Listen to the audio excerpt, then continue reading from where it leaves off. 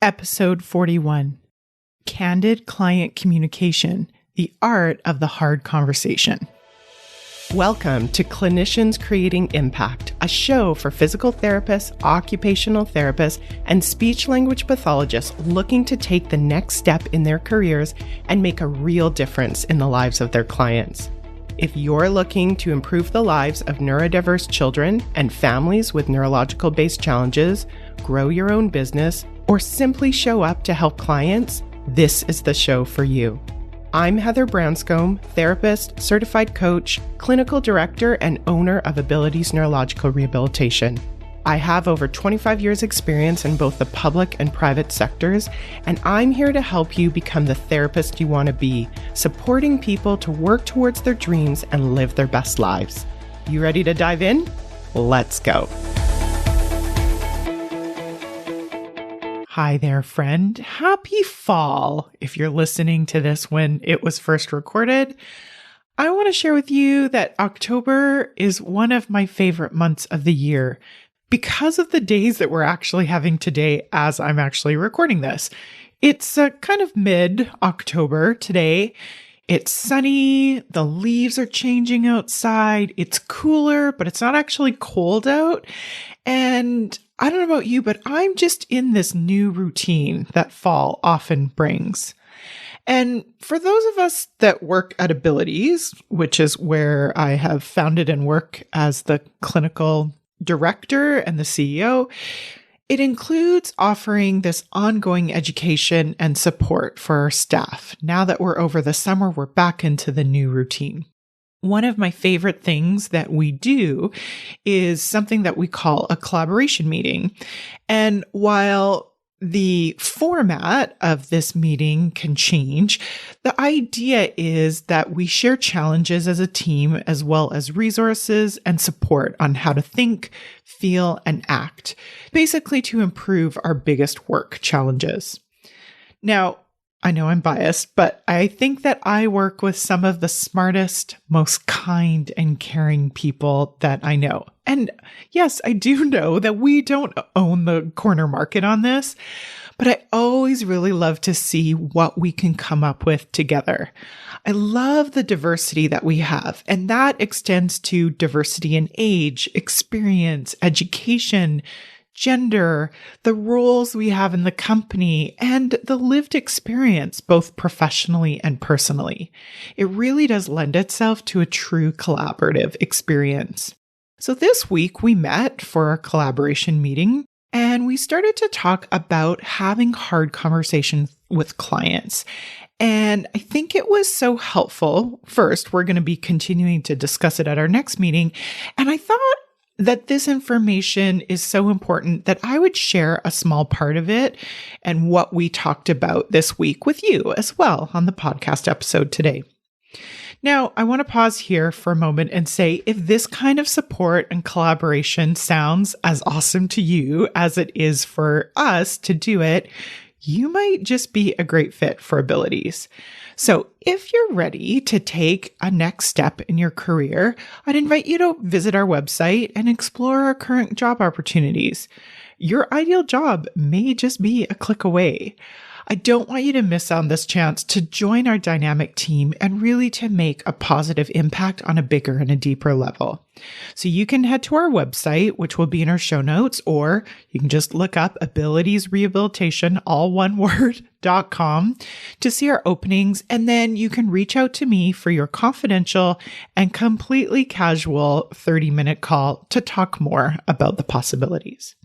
Now, with that, let's talk more about having hard conversations with clients. Now, I want to start out by saying hard, and the word hard, it really is subjective. And so when I'm talking about hard, I want to talk about whatever feels hard for you today. So I'd like you to think about that. What is something that is hard to have a conversation about with a client? So some of the examples that we came up with are issues maybe around hygiene, around attendance, around contradicting another clinician's advice, and things like collecting payment. So one of those might feel personal to you and might feel hard, but I'd really offer you to choose something like this or something else that is really happening right now so you can use this work that we're doing today. What we're going to do in the episode is talk about why some of these issues are hard, how to decide if it's time to have a conversation, and then I want to offer you a framework to have a conversation if you decide to move forward. So let's talk about what hard means to you. When I think about kind of the buckets of what hard could look like, I can usually put it into one of three buckets. One, primarily we're worried about the feelings of the other person. Two, it might be just that I am less practiced or you are less practiced at doing it. Or three, we could be worried about our own feelings as well. And often when there is some kind of hard conversation, it's often around some kind of conflict. And really, conflict really comes down to a difference of expectations. And the other person in that potential conflict, one, they might not know that there's an expectation. They might not understand that they're not holding up to the expectation. Or even if they know that there's an expectation and they understand that they're not meeting their end of the bargain, they might not understand the true impact of that expectation and not meeting it. While I know that handbooks and policies and procedures are not fun, they're not sexy, but that is really when we're working either on our own or within an organization, having policies and procedures that we can go back to help us to kind of think about the expectations that we have for ourselves and for other people. Now, while we might have that for ourselves, whether we're working on our own or within an organization, our clients often don't know our policies and procedures. And even without that, we often will have these societal expectations that aren't actually always clear as we become more diverse as a society via that being cultural, gendered, cognitive differences, or trauma. It really does make sense that those societal expectations that we just thought everybody would understand a few years ago aren't things that we're all going to necessarily understand moving forward. So the first thing that I want to offer you is there is an opportunity for you to do some kind of prep work to help you understand your feelings, why you have them, and then if you want to move forward, to have a framework to bring it all up. So if you decide to do some prep work, here are some things that you can do to decide if and when you actually want to have a conversation. So first, I like to think about just letting that situation and thinking about the story that I have created from that, really thinking about just letting that all out. Sometimes I haven't even decided what I actually think about something. And so you can do that in a variety of ways. I don't know about you, but I'm actually often a verbal processor. So sometimes talking to other people helps me to kind of process verbally what I'm actually thinking and feeling. So that can be a helpful way for you to understand what is your story about what's happening right now. Another nice way to do it is to journal about it, or to even just to write some bullet points about that situation. So ideally, what you want to do is to think about and to be really clear about this given situation that feels hard from your own perspective. Before we even think about the client, we want to think about yourself. And then once you have that story down in whatever form works best for you, what I'd invite you to do is to separate the facts from the thoughts in that situation. Now, again, if you have a difficult time understanding how to separate facts from thoughts, episode 1 and 2 of this podcast are amazing resources to learn more. But basically, you want to look at what are the things that everybody would agree on? And then the thoughts are, what are the objective things that everybody would agree about? What is my brain making that mean? Those are the thoughts. So you want to be able to separate them out, not from a place of judgment at the beginning. And again, not from thinking about the client's point of view, but just to be able to objectively see what are the facts and what are the thoughts. And then next, I would think about what a positive outcome would look like for you. Often when I talk about this with other people, our brains like to go to, I know my brain likes to go to, something that the client would do what you want them to do. And while that sounds awesome, we know that we actually can't control what other people do.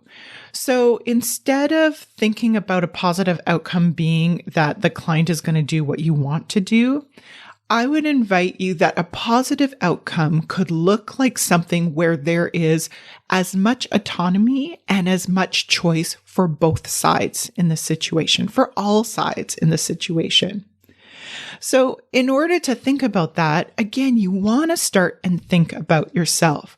Where is your autonomy and where is your choice in this situation?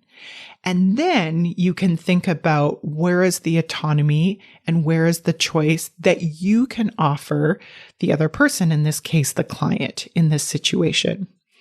When you're thinking about what works for you and what options you can give to the client, this is a really important time to think about your own boundaries as a clinician. And what I want to offer is that boundaries are best made from a place, not from a reaction, not from anger, but actually from a place of care and concern for all people. That includes yourself. So by going through this kind of prep work of really kind of understand where you are coming from and then seeing where you can find the autonomy and choice from both sides, that will allow your nervous system to ground a little bit more, which will help you to think about the boundaries that work for you and that could potentially work for your client as well. Again, the boundaries are really about you, but we want to make sure that they can work for you and for the client. Finally, I think when we talk about things of like having a hard conversation, sometimes there's this underlying current that conversations always need to be had. And I just want to say that sometimes a conversation actually doesn't have to be had. Sometimes you doing your own prep work is enough for you to feel good moving forward. We don't always actually have to share boundaries with other people. Sometimes we do, but we don't always have to do that. So I like asking the question, what are the upsides of having a conversation? And then alternatively, what are the downsides of having a conversation? The reason that I like asking both of those is that when we are trying to problem solve, our brain likes to be very efficient and it likes to go to very binary or black and white. And so by showing what the upsides of having a conversation as well as having the downsides of the conversation helps you to give a bigger perspective. And again, from a more grounded place, help you to decide how you want to move forward. And then even if you do decide that you should have a conversation, you also have the opportunity to decide in advance what form should that conversation look like. Again, it isn't always ideal to be verbal face-to-face with another person and to have a conversation, especially if it feels hard. There is the opportunity to do it in a written form, either in an email or a letter or whatever kind of communication is appropriate for the setting that you're in. There's also the opportunity to think about times where giving the conversation or giving the options in writing may help the other person feel better and feel like they have more time to process the information and actually make a choice than if we're actually standing right in front of them. Finally, if you're doing some kind of conversation or having a hard conversation, doing it in a written form can give you that written documentation that you actually may need going forward if you do need to move forward and to holds a boundary that you've decided is important for you. So, all that being said, if you do decide to have a conversation, here's a framework that I like to use that you can borrow to help you to confidently move forward in that conversation. And again, this can work whether it's in a written conversation or a written communication or verbally. I like to always ask for consent, especially if it's verbally, but to ask for consent to discuss the situation. And if you're doing something in an email, that is asking for consent because you're giving the other person the choice to decide when and where they actually want to open that email. But if you're not doing it in a written form, actually asking them in advance when and where would be a good time for them to have a conversation with you is always a good place to start.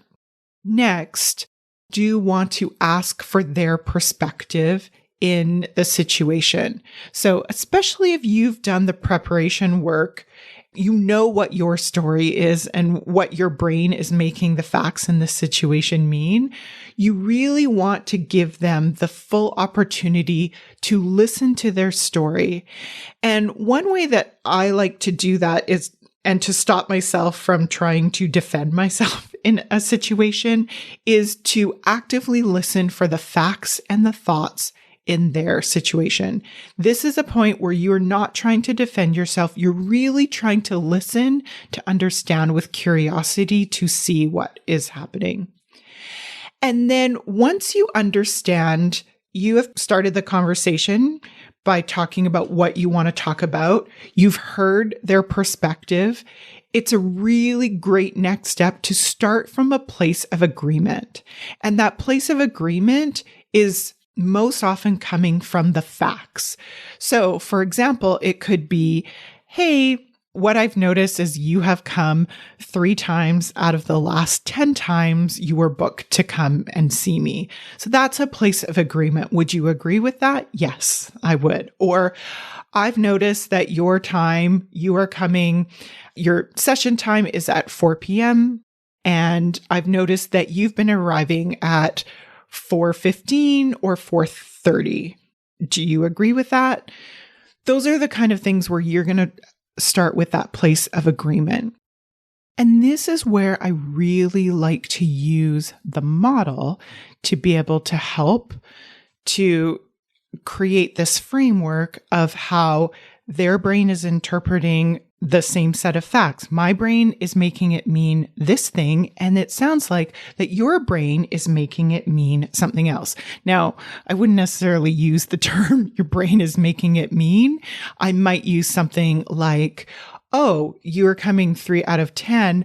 I was making that mean that you might not value therapy. And it sounds like you're making it mean that whatever it was happening, whatever story they have for why they weren't going, was more important than arriving on a consistent basis.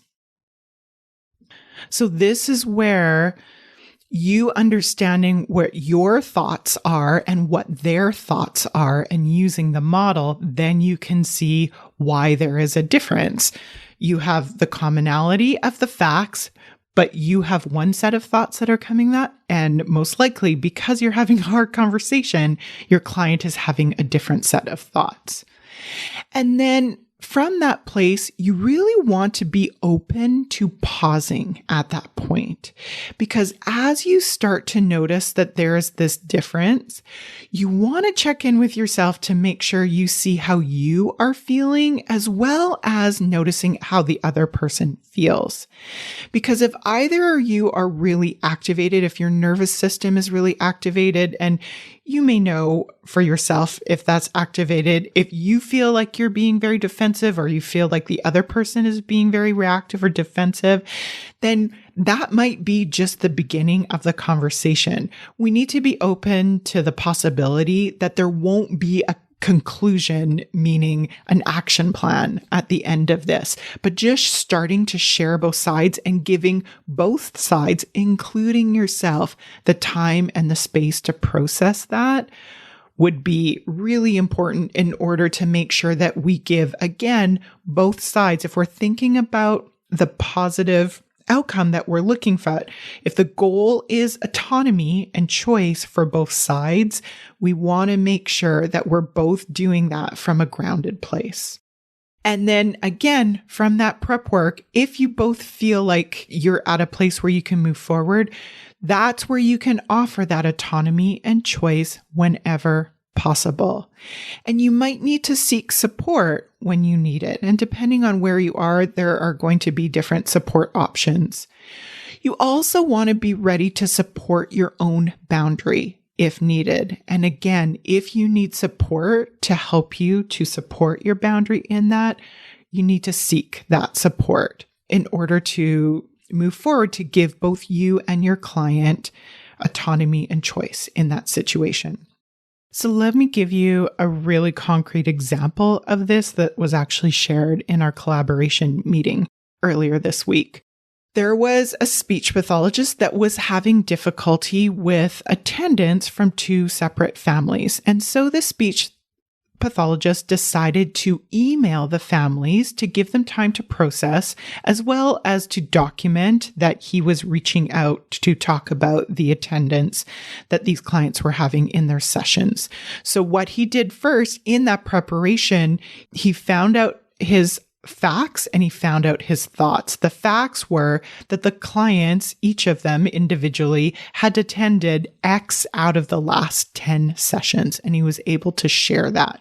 So for this clinician, it was important for him to communicate with the families because the impact of the families not coming on what he felt like was a consistent basis meant that his brain was making that mean that he was not able to offer his services to as many families. He wasn't being valued as a service provider. And so he wanted to be able to consistently provide service at a time that he considered a prime time for the families that he's looking to serve to deliver those services. So after mentioning that the client had missed X out of the last 10 sessions, he became curious and basically shared, I'm wondering if this is a good appointment time for you moving forward.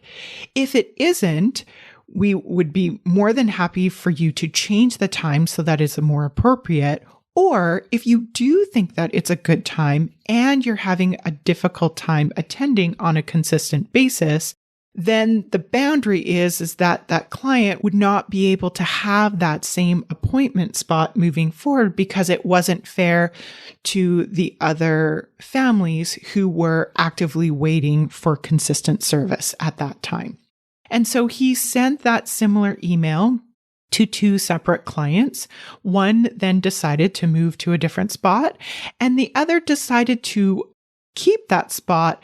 But what the therapist noticed is that when they had to cancel, they were much more communicative in terms of telling them that they had to cancel, even if it was last minute, and then they would reschedule that missed appointment right away. So for this speech therapist, he was able to maintain his boundaries and he felt empowered to feel like his services were valued.